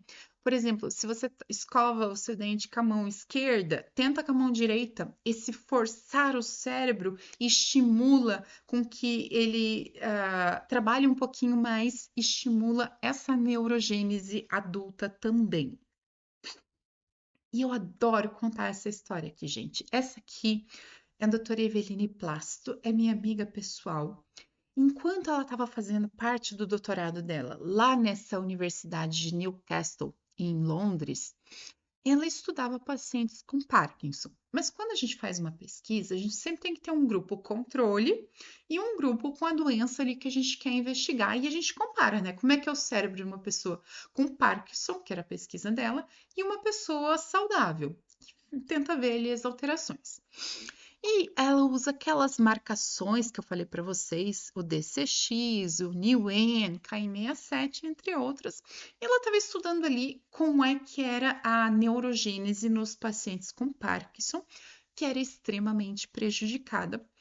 E teve uma lâmina lá que ela estava estudando, em que ela viu uma grande neurogênese na região do hipocampo.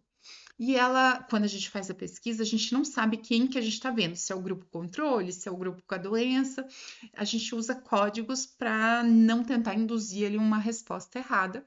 E ela, depois que ela viu essa neurogênese adulta, tal, ela falou, bem, agora vamos lá ver quem que é esse paciente que está com essa neurogênese ali tão bonita, né? Com tantos novos neurônios nascendo. E ela descobriu que era uma senhora que tinha falecido com 101 anos e ela viu neurogênese adulta. Então, isso é uma coisa incrível. Depois eles foram atrás para tentar ver um pouquinho da história dessa pessoa, né? O que será que ela fez? Talvez era uma pessoa que estudava muito, mas ela conseguiu estimular a neurogênese dela com até 101 anos. Então, essa plasticidade do nosso cérebro, felizmente, é possível. E agora a gente vai entrar num outro aspecto da neuroplasticidade, que é a sinaptogênese, que consiste tanto na formação de novas sinapses como o amadurecimento delas. Às vezes, quando a gente fala dessa temática, né, de sinaptogênese, a gente trata como se a sinapse fosse uma coisa única, mas não, ela tem uma estrutura diferente. Então, para começar, a sinapse é uma região de comunicação, principalmente entre dois neurônios. Então, eu tenho um neurônio pré-sináptico que vai liberar um neurotransmissor, normalmente, pode ser uma sinapse elétrica também. E eu tenho um segundo neurônio aqui que vai receber esse neurotransmissor. E a hora que se liga o neurotransmissor ali, ocorre uma reação química que vai fazer com que uma cascata de reações continue nesse segundo neurônio, certo?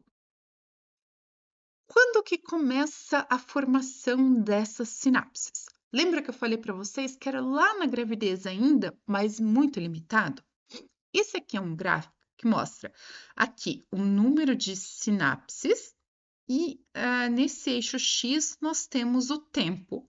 Tempo aqui antes do nascimento, lá na gravidez. Esse momento aqui é o momento do parto. Aqui é o primeiro ano de vida e aqui depois são os anos seguintes. Então, nós vemos que a sinaptogênese ocorre durante toda a nossa vida, certo? Mas tem um período em que é um pico. Aqui na gravidez, nós temos só aquele comecinho, são poucos neurônios se formando sinapses, principalmente aqueles neurônios do tronco encefálico que eu falei para vocês. E depois do nascimento, ali nos primeiros meses de vida, daí nós temos uma explosão de sinapses sendo formadas. Só que chega uma hora que essas sinapses começam a reduzir. Nós perdemos sinapses. Esse processo de formação de sinapses envolve uma programação genética, mas ele é muito influenciado pelo ambiente. Esse momento aqui que a gente começa a perder sinapse, nós chamamos ele de poda sináptica. Eu tinha falado para vocês da poda neuronal, a poda neural. Ela acontecia na gravidez, a gente não consegue controlar. Aqui, a poda sináptica acontece entre 1 e 3 anos de vida, principalmente. Vai ali até os 10 anos, mas o mais, digamos assim, importante desse período é até o terceiro ano de vida. Só que aqui a gente consegue modular. Para que eu vou modular? Para que eu quero mais sinapse? Nós temos uma teoria hoje, depois eu mostro para vocês a imagem. A nossa teoria é a seguinte: nós sabemos que ao longo da nossa vida, com o envelhecimento, nós perdemos neurônios e nós perdemos sinapses. É um processo degenerativo. Acontece. A gente vai morrer, a gente vai perdendo ali, os nossos neurônios vão envelhecendo, tem processo inflamatório, tem estresse oxidativo, um monte de coisa leva à morte de neurônio, infelizmente. Mas a nossa teoria é de que se a gente consegue ter um pouco mais de sinapse ali armazenada, a hora que a gente vai perdendo neurônios, nós temos uma bagagem extra de sinapse que pode dar uma certa proteção. Então, morreu um neurônio, morreu uma sinapse, mas a gente tem mais sinapse ali na nossa bagagem. Então, eu posso talvez retardar o aparecimento de sintomas como a demência, como a perda de memória. Eu posso dar mais tempo. Talvez eu vou ter realmente o processo de envelhecimento, mas ao invés de ser aos 70, pode ser que seja 80, pode ser que seja 90. E como é que eu posso estimular ou prevenir essa poda sináptica? Nós sabemos que a estimulação faz com que a gente crie mais sinapses e que também preserve elas. Nessa fase aqui, o nosso corpo começa a eliminar as sinapses que não são usadas. Isso é importante, a gente precisa perder, a gente não tem aqueles fatores tróficos como o BNF para sustentar tanto, mas se eu estimular, eu vou preservar mais sinapses. Como é que eu estimulo uma criança nessa faixa etária, de 1 até 3 anos, até 5 anos? Não é enfiando conteúdo de escola ali, pedindo para eles resolverem cálculos matemáticos. É estimulação simples, estimulação de falar com a criança, ler livros, estimular ela a ter contato. Essa fase inicial da vida precisa ter uma exploração sensorial. Então, quanto mais eu estimular essa criança a brincar, a explorar o mundo ao redor, mais sinapses ela tende a preservar. E nós temos hoje uma grande preocupação que é em relação ao uso excessivo de telas pelas crianças, principalmente crianças pequenas. De acordo com a OMS, a Sociedade Brasileira de Pediatria, Academia Americana de Pediatria, não é recomendado o uso de eletrônicos de qualquer tipo que seja para crianças menores que 3 anos. Nós sabemos que se uma pessoa ler para uma criança, ela ativa algumas regiões cerebrais. Só que se a criança fica ouvindo um eletrônico, ela não vai ativar as mesmas regiões. E é muito cômodo para nós adultos que uma criança esteja ali com esse eletrônico, porque ela não nos dá trabalho. E quanto mais tempo ela fica ali no eletrônico, menos ela interage com nós, humanos. E isso é prejudicial para esse desenvolvimento ali da linguagem, da socialização, ela conseguir compreender como é que é o funcionamento do nosso mundo. Então, nós temos que investigar, inclusive, quais são esses prejuízos do uso excessivo de telas em relação à sinaptogênese. Nós temos poucas evidências em relação ao assunto, mas nos parece que é prejudicial. Então, por isso que nós não recomendamos o uso desses eletrônicos nessa fase crucial do neurodesenvolvimento. E eu falei para vocês que nós temos tipos diferentes de sinapses, né? Então, essa aqui é uma representação de um neurônio tradicional. Tenho aqui o corpo celular, o núcleo, tem os dendritos aqui na frente.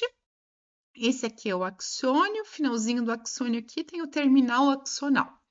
Mas dentro de cada uma dessas ramificações aqui dos espinhos dendríticos, gente, na vida real, essa ramificação aqui é muito mais complexo do que está representado. Nós temos ele muito mais desenvolvido que o próprio axônio. E dentro de cada uma dessas ramificações, nós temos outras sub-ramificações que a gente chama de espinhos dendríticos. Então, é no espinho dendrítico, de fato, que vai ter a sinapse. E nós temos diferentes tipos de espinhos dendríticos. Aqui mostrando para vocês de novo aquela coloração do Camilo Golgi, né? Nós temos aqui, tudo isso aqui são dendritos, isso aqui é o axônio, e então é muito mais desenvolvido o dendrito em si. Isso aqui é uma análise de um microscópio comum. Para eu ver os espinhos dendríticos, eu preciso usar um microscópio muito mais potente, com uma precisão maior, como, por exemplo, um microscópio confocal ou um microscópio eletrônico. E aqui eu estou vendo bem isso, gente. Esse aqui é um desses raminhos aqui, uma dessas ramificações, e cada um desses risquinhos aqui é um espinho dendrítico. E se eu olhar pouco mais profundamente esses espinhos dendríticos, eu consigo ver que eles são distintos. Nós temos espinhos dendríticos mais simples, alguns tipos alongados, alguns tipos que são até um pouco desfuncionais, e nós temos um espinho dendrítico que parece um cogumelo aqui, por isso que o nome dele é mushroom, né, que vem do inglês cogumelo. Esse aqui é o espinho dendrítico mais maduro, é o espinho dendrítico que a gente costuma querer, por exemplo, para ter ali uma memória sendo consolidada. Então, esses espinhos podem mudar de forma entre si. Quando eu tenho o acesso a uma informação pela primeira vez, eu vou formar um espinho dendrítico simples. Ele é formado rapidamente, ele pode ser formado e ele pode desaparecer em questão de milissegundos. E para eu formar uma memória que vai ser consolidada no meu sistema nervoso central a longo prazo, eu preciso que ele se transforme nesse espinho dendrítico mais robusto. E isso envolve alterações moleculares ali no meu cérebro. Essa sinapse envolve muitas reações químicas. É um processo que demora alguns dias até algumas semanas para eu conseguir formar esse espinho mais maduro. Aqui só mostrando um pouquinho para vocês o processo de sinaptogênese ao longo do tempo, né? Então, aqui durante a gravidez, a gente tem poucas sinapses sendo formadas, essas sinapses vão aumentando ao longo da vida. Aqui, aos 6 meses, é uma idade incrível em que a criança começa a sentar e ela começa a explorar o mundo ao redor, ela começa a ter a movimentação, conseguir fazer a pinça, pegar objetos. Essa estimulação que ela tem vai fazendo com que ela crie novas sinapses, e quanto mais ela estimular essas sinapses já formadas, a tendência é que essas sinapses sejam preservadas. E depois, ao longo do tempo, nós vamos tendo a poda. Falei para vocês que a gente pode modular essa poda sináptica, mas de uma forma geral, ela é importante também. Ela está relacionada ali com o aprimoramento das sinapses, porque tem sinapses que são desnecessárias. Imaginem que quando a gente acorda até a hora da gente dormir, nós estamos suscetíveis a muitas informações que nem passam pela nossa consciência.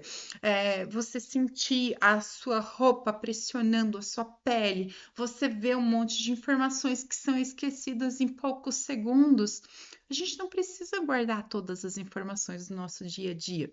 E se a gente guardasse todas as informações que nós temos contato, nós não teríamos espaço o suficiente no nosso cérebro.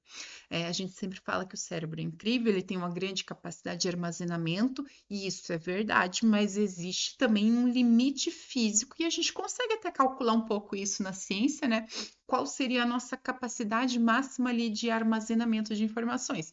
E se a gente não esquecesse, nós rapidamente chegaríamos nesse limite e não conseguiríamos ter novas memórias. Então, é importante perder. Essa perda de sinapse está relacionada ali com aprimoramento. E nós observamos em alguns transtornos, como por exemplo, em um grupo, não são todos, mas em um grupo de indivíduos com TEA, há um prejuízo, há um problema em algumas proteínas relacionadas com a sinapse, então eles têm uma poda sináptica não eficaz, eles têm sinapses demais. E esse ter sinapses demais está relacionado com uma dificuldade ali na hora que eu vou processar aquelas informações, gera um certo ruído. Então, é importante ter poda sináptica, sim.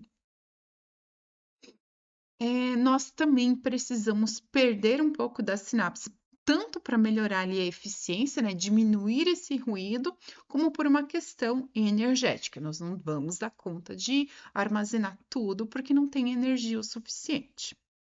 Aqui é o pesquisador que eu falei para vocês sobre a teoria da reserva cognitiva e também da resiliência. Então, existem algumas linhas de pesquisa que afirmam que se a gente conseguir manter mais sinapses durante o neurodesenvolvimento, a gente vai conseguir ter uma reserva cognitiva e retardar um pouquinho ali do surgimento de processos como a demência e que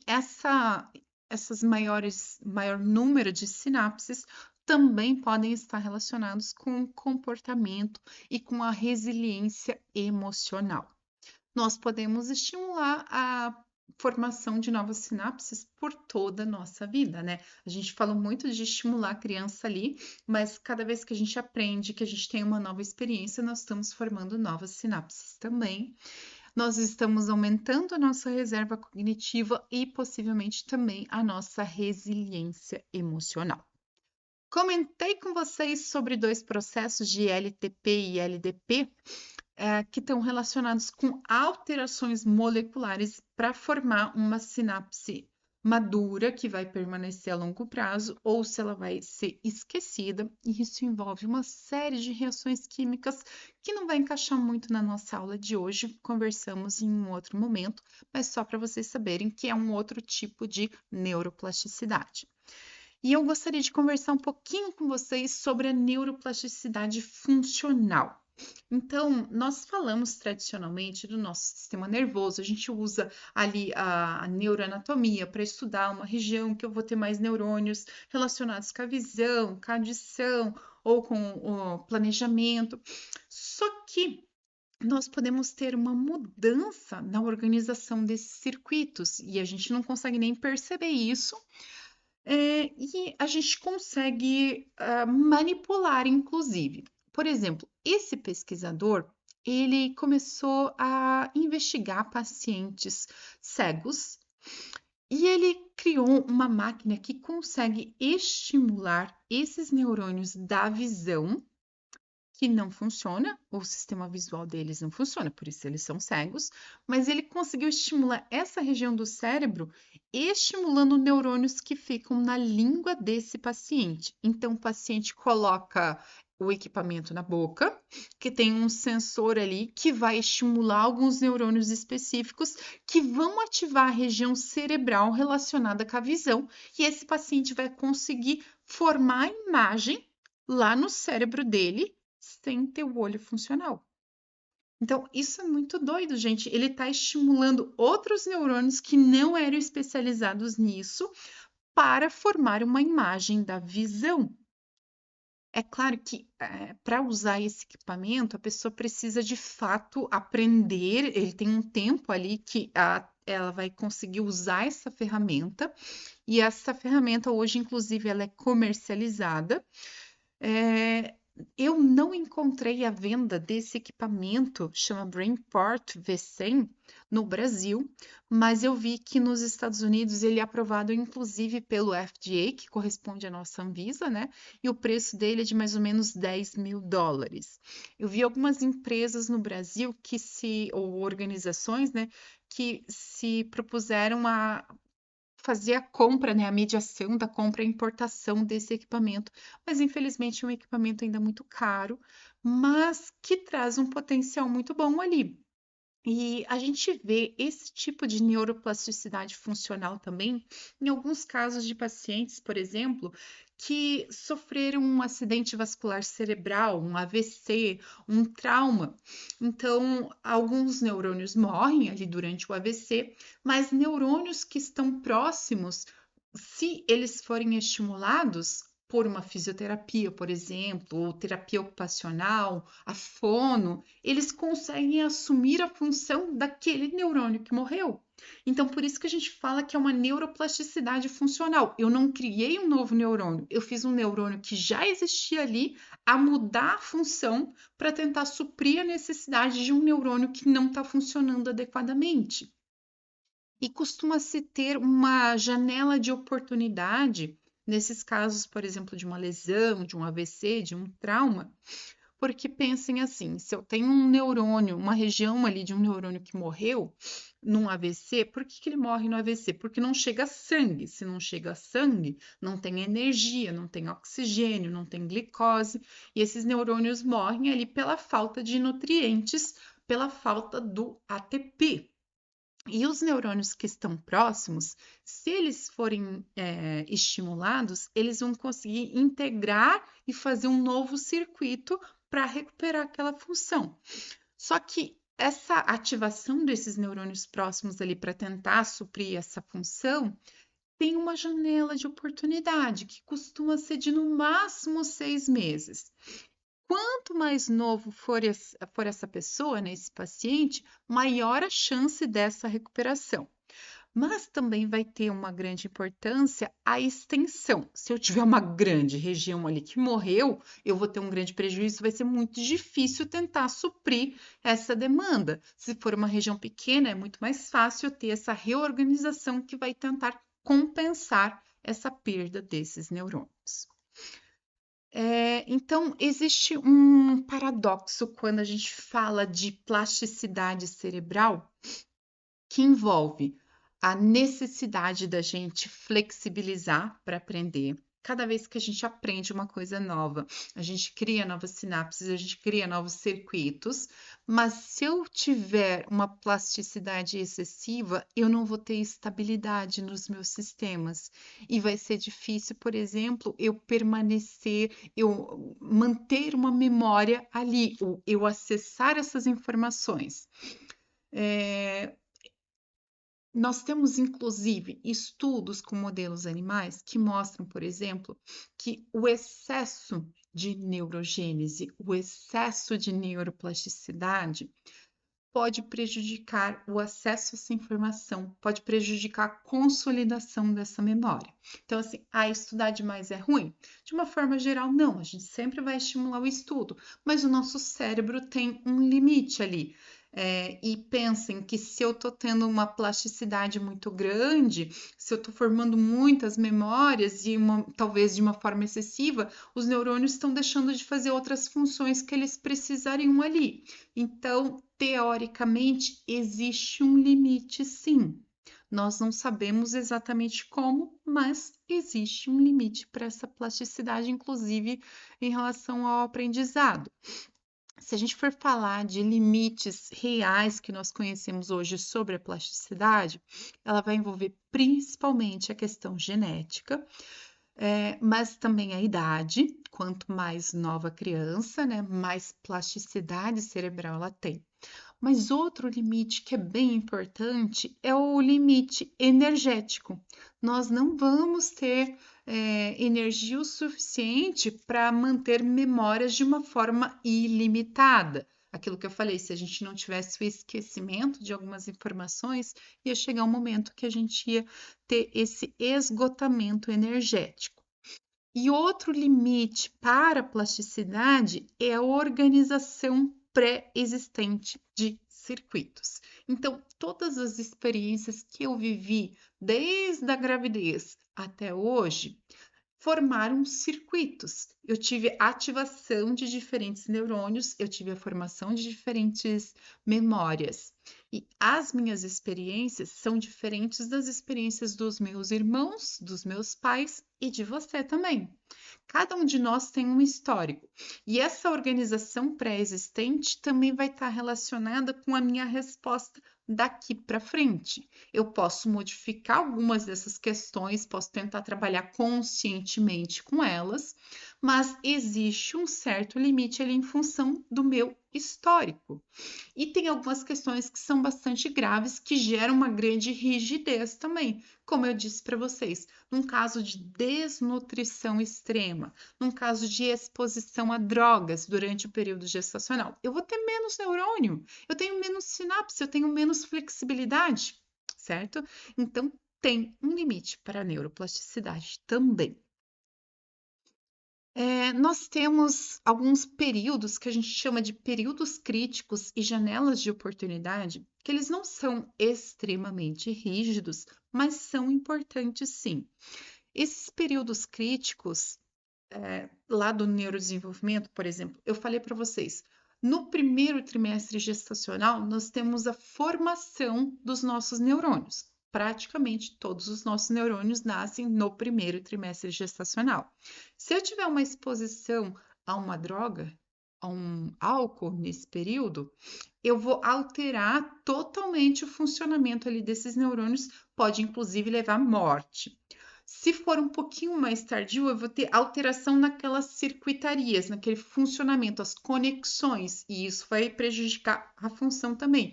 Então, esse é um período muito crítico do neurodesenvolvimento, ele é muito vulnerável a fatores ambientais, fatores externos. E nós temos janelas de oportunidade em que o nosso cérebro está mais plástico, ele tem toda aquela maquinaria preparada geneticamente, também a questão do microambiente ali para estimular algumas funções específicas. Por exemplo, nos 2 primeiros anos de vida, nós vamos ter uma janela de oportunidade muito importante para o desenvolvimento de habilidades sensório-motoras, da visão, da linguagem.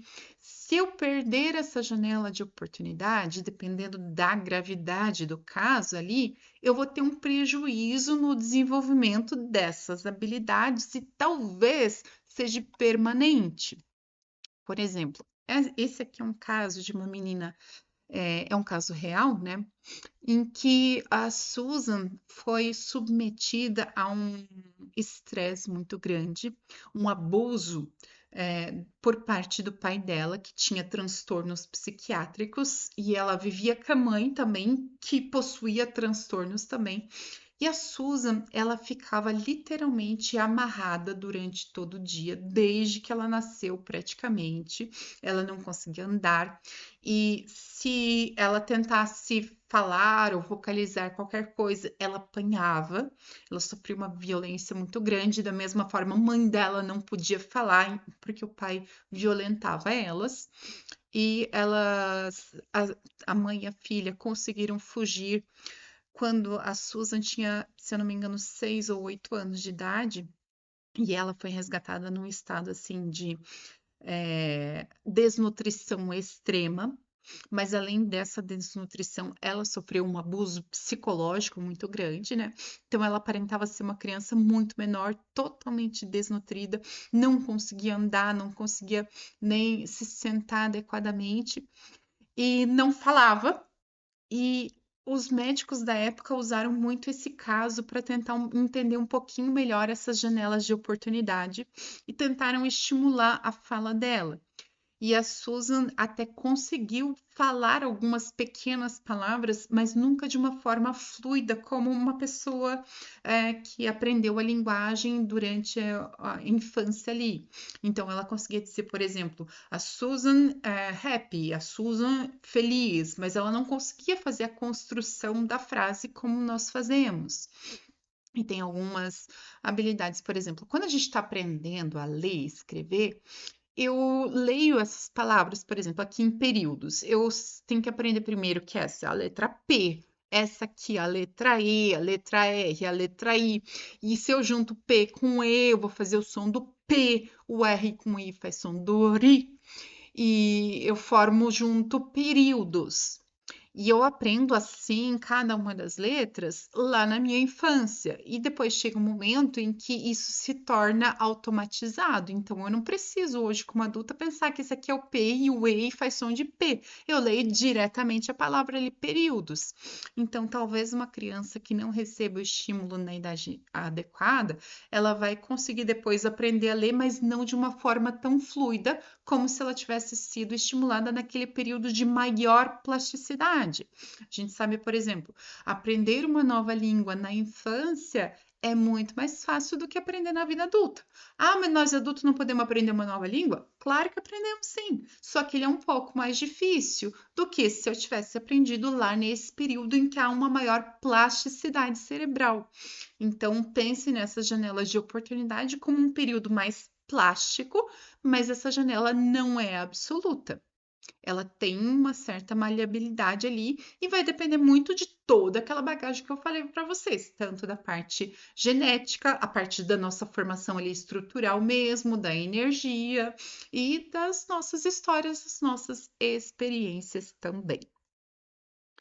Muitas pessoas me perguntam em relação ao Alzheimer e se a neurogênese adulta consegue compensar isso.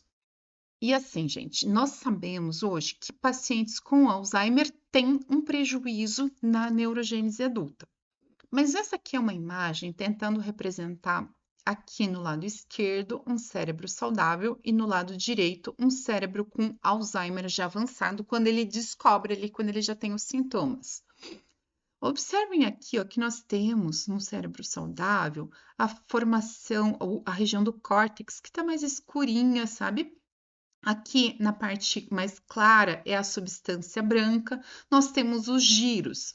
Olha aqui um paciente com Alzheimer. Ele vai perdendo giros, a região do córtex fica reduzida, a substância branca fica reduzida. Então, nessa situação do Alzheimer aqui, quando o paciente descobre os sintomas, normalmente ele já vai ter uma perda de quase 50% do volume cerebral. E, infelizmente, isso é irreversível. Eu posso ter neurogênese adulta? Posso, mas vocês lembram que eu só tenho neurogênese adulta na região do giro denteado do hipocampo.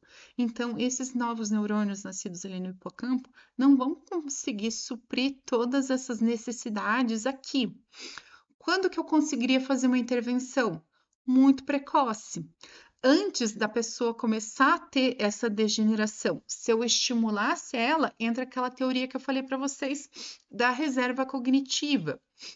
E nós já vimos isso na ciência mesmo. Já teve algumas situações em que a pessoa morreu também, doou ali o cérebro para pesquisa, e os médicos foram observar e viram que o cérebro estava muito parecido com essa segunda imagem aqui, né? Compatível com Alzheimer. Daí foram lá ler a ficha desse paciente e não viram nenhum relato sobre a presença de demência, de esquecimentos, algo compatível com Alzheimer. Ok. Vamos lá então ver com a família, vamos ver o que, que a pessoa tinha de sintomas. E chegava lá para a família e não tem sintoma nenhum, a pessoa nunca apresentava sinais de esquecimento, vida normal. E começaram a estudar um pouquinho, né? Como é que é a vida dessas pessoas. Geralmente eram pessoas que estudavam um pouco mais. Então, hoje nós sabemos que o estudo, a escolarização, está relacionado com o fator de proteção para doenças como Alzheimer e outras demências. Nós temos relatos, assim, por exemplo, de mulheres freiras que estudavam comparados com pessoas que não tinham acesso a livros, acesso à educação e têm um cérebro com uma maior neurogênese, o fato de ter mais estudo. Então, nós não sabemos exatamente quais são os mecanismos, mas essa estimulação aqui aumenta o volume da nossa substância branca, pode aumentar também a neurogênese lá na região do hipocampo, e isso vai estar relacionado com uma proteção contra esses eventos degenerativos, que nada mais são do que morte de neurônios. Mas nesse caso aqui específico, vai ser difícil a gente fazer uma intervenção, né, gente? Os neurônios não vão conseguir suprir todas essas demandas. E pense que o Alzheimer, ele não é uma doença só da memória. Ele começa normalmente no hipocampo ou no córtex pré-frontal, mas ele vai se espalhando por todo o cérebro.